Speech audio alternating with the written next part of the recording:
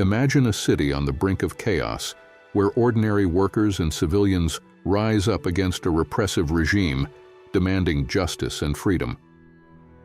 In June 1953, East Germany became a battleground as a simmering discontent exploded into one of the most dramatic uprisings of the Cold War era.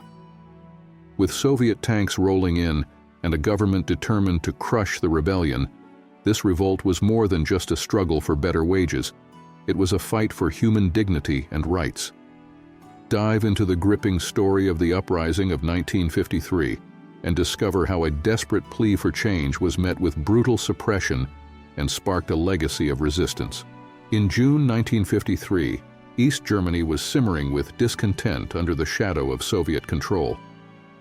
Workers struggling with meager wages and harsh working conditions faced a severe blow when the government announced increased work quotas without a corresponding rise in wages. The discontent quickly turned into unrest as Berlin's workers began whispering of protests. This discontent spread like wildfire, igniting a fuse that would soon explode into a nationwide revolt. The seeds of rebellion were sown as workers and civilians, fed up with their dire situation, began organizing demonstrations and strikes. By June 16, 1953, the protests in Berlin transformed into a full-scale demonstration. Workers took to the streets, their chants for fair wages and better working conditions growing louder. The initial peaceful protests soon turned violent as clashes erupted between demonstrators and the police.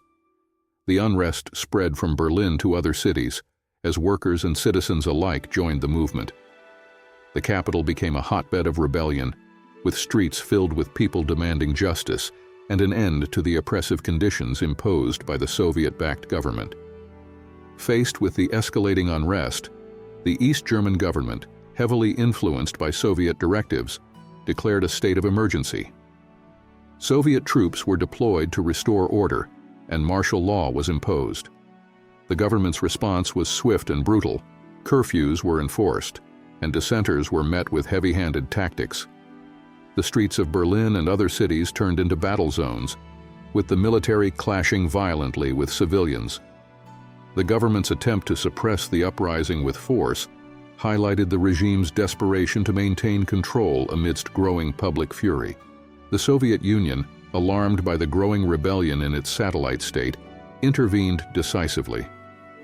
Soviet tanks and troops rolled into East Germany, bolstering the government's efforts to crush the uprising. This show of force was a stark reminder of Soviet dominance in Eastern Europe.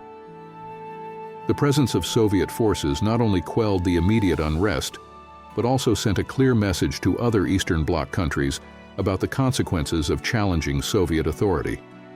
The intervention underscored the extent of Soviet control and the lengths to which they would go to preserve their grip on power. By June 17, 1953, the uprising had been violently suppressed. The government launched a severe crackdown, arresting thousands of suspected participants and imposing severe penalties. The brutality of the repression left a lasting impact on East German society, instilling fear and disillusionment among the populace.